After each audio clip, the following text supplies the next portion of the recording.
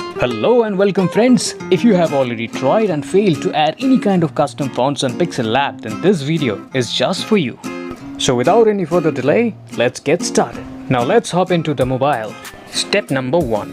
Download the specific font from Google search option by typing free Bengali or Hindi or English, whatever preferable your language is, and then choose and open the website.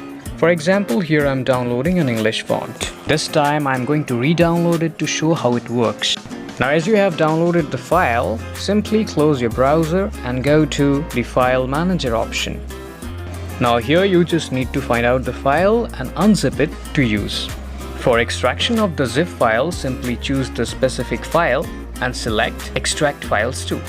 Now as the extraction of the zip file is over, you can simply close your file manager and open Pixellab.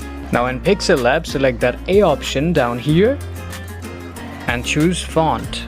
Now choose My Fonts.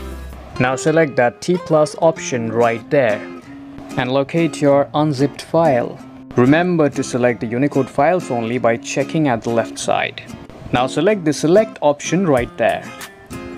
Congratulations, you have just successfully added the font. Check the list. Now simply click on the font in order to change the font style.